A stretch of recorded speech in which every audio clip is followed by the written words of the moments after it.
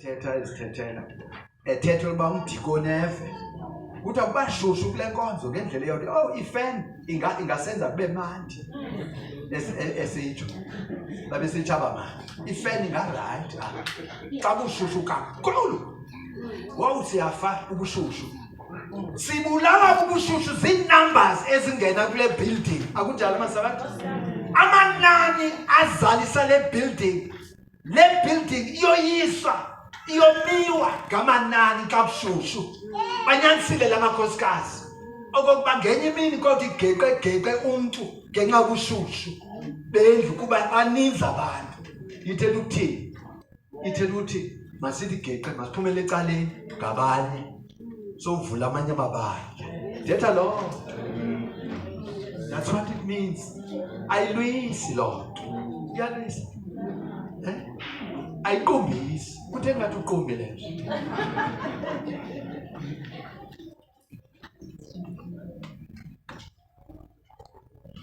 uthi i-signs imiqondiso iyachaza kungekudala oku kuza kwenzeka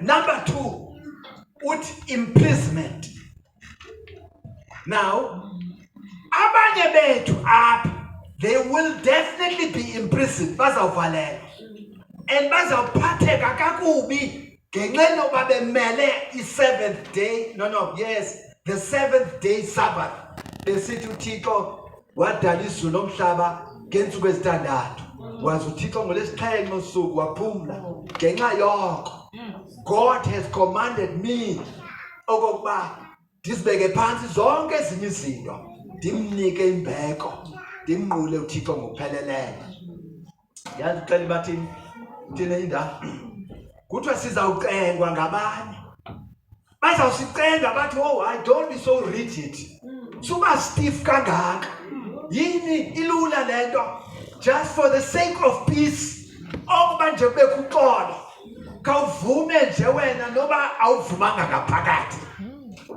nyayiva pho kuthiwa vuma noba uyazazi awuvumanga kufana naxa uhlele etywaleni uthi awuthi yazi ba andibutyi utywala ndilapha ke kuba ndilapha nezinye bazawusicenga bathi vuma man noba uyazazi ba uvumelana lento oku nje bekho uxolo they are going to lobby us for peace sake oba kophulwe kunyashwe umthetho waThixo weSabbath uthe uThixo zungavumi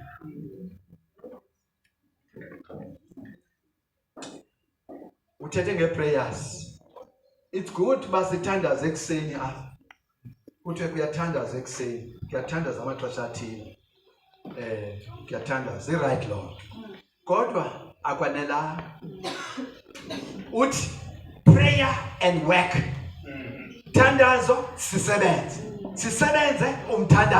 umthandazo sisebenze umthandazo singathandazi nje sihlale phansi as it were silindele ukuba ekuthandazeni socela amandla siphume iphulo ndinixelela into ndihloniphe nini ukuba ndibe ndiselapha bazawuthaba manje lo ebelinde badabhabhlize lo kuyacaca bakanathi lo muntu lo emveni kokude paru 2-3 utshona kuba uThixo akasithumelanga okokuba thina sibe lapha sonke silayitane siphandlane sibe neenkukhu ezinkulu ngapha koqola kukho abantu abahleli kwezi zitulo abaneziphiwo ezingapha koqonda but abana space soba eziphiwo zabo zivele kuba sibaninzi abaneziphiwo nawe wena uhleliyo uneso siphiwo vuma xa ucela kuba la ufika ixesha ungabuye uphinde ucele kuthi ehlala naso kuba kungekudala amaza amafu ayahlangana engcinezelo nentshuthiso yabo bonke abathi bona isabathi ngomgqibelo.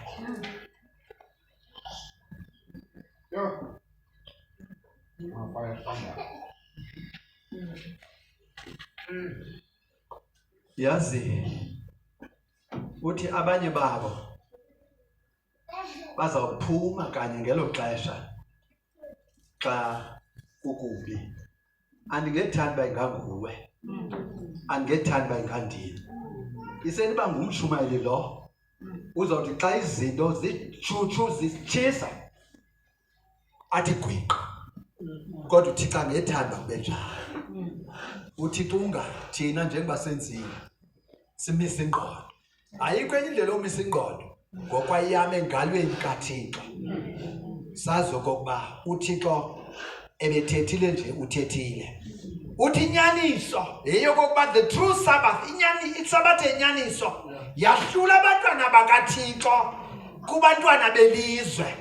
ISabbath distinguish abantwana bakaThixo kubantu belizwe. That's why le Sabbath le iqale ukutshona kwelanga yenza umahluko phakathi kwam nomntu okhonza ngecawa.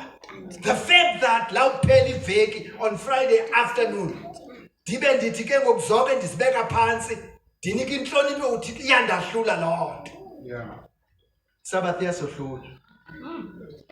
Yasohlula. And akho sidingo soba thina sibe nentloni ngaloo nto. Ndike ndancokola nenye indoda yakwaMpiyane, uMseventh Adventist, sikunye ke komnye umcimbi. Andizukuxelela uphi. Ndiyabona ufuna uwazi.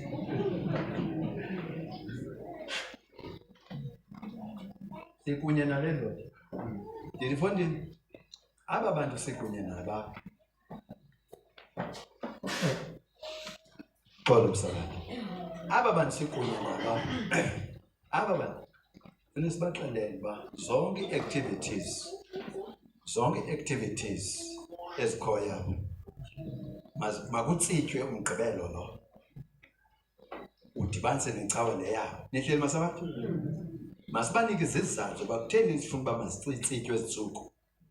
Izizathu ndazidwelisa izizathu ezibanga uba simotivate kokuba iSaturday le mayibiyatsitywa. And ndisithi kuye sebenzisa ke impembelelo kule ndawo uhleli kuyo ungunobhalana. Senza impembelelo yakho kule ndawo uhleli kuyo, nam ndizayisebenzisa kule ndawo ndimi kuyo. Oba siphembelele aba bantu ke ngabantu bomzantsi aninzi ukufana. Siphembelele aba bantu amampondomise abantu bakulo lomhlabeleli. Siphembelele uba imicimbi yonke mayibe iyaphela ngolwesine ngolwesihlanu ilanga lihlaba umhlaba ukuze sizitsibe ezinye iintsuku. Sukucinga mfana izaba lula ngoko, kodwa izaba lula xa sithandaza sisonke emakhaya. Sisebenzisa impembelelo, senze ingqondo zethu kuba uThixo usinike, uthi uPhilip uThixo usinike ingqondo ngoba singahlali singabiyomisila, sikhokhele kunye nabo sibaphembelele. Xa ndisiya eqobudeni uthi akusayibakho xa uthi alisabakho ixesha lokokuba to hide our faith, sifihle inkolo yethu. Abanye bethu siya kancinci kule ndawo yenkolo yethu yozazi siba sima-Seventh Adventist. I like that. Anangxaki ngaloo nto. Kodwa okubalulekileyo yoba ngaphezu kuzazise oba ngumSeventh Adventist, walk as an Adventist. Phila njengomSeventh Adventist. Mawuvele umbuzo uba kutheni na wena unje. Uzawuqala ke ngoku ukuyincokola uba kutheni le nto wena unje. Kutheni wena le nto ungayityi into ethile. Kutheni lena wena ungayenzi into ethile. Kutheni le nto ungabonakali kwiinto ezithile zethu ngeentsuku ezithile njalo njalo. You get an opportunity ke ngoko yokuyicacisa loo nto. Ungabhatyazi mzabani, hleli nje zisuku khathaza abantu ngomgqibelo nangecawa. mbhatyazo lo mizingo okokuba linde amathuba okuba uveze lento ungayo lento umengayo. uThixo uyayivumela kwaye uzayivumela okokuba intshuthiso yabantu bale mihlo 2025 bheka phambili okokuba yenzeke, and uza kuyekela okokuba yenzeke into yokuba nina nincuncuthekiswe ngenxa yomgqibelo wenu. Now esenzela uThixo kanye ngelo xesha xa nina nidinga i-intervention ungenelelo lwakhe, uThixo azibonakalise ngelo thuba. Akazuyinqanda uThixo bingenzeki loo nto. Hayi sicinga mfana masizawuthandaza, hayi Thixo mayingafiki le ntshutshisi. Hayi, kokukhona ifika ikhawuleza, kokukhona kuzawusenza basigoduke. Kodwa are we ready ukufika kwayo is the question. Ingafiki sikrwada, ifike thina singekho ready as it were. Yazi nixelele into umdikoni kukho amasendabeni asakholela kwimeko yabafi.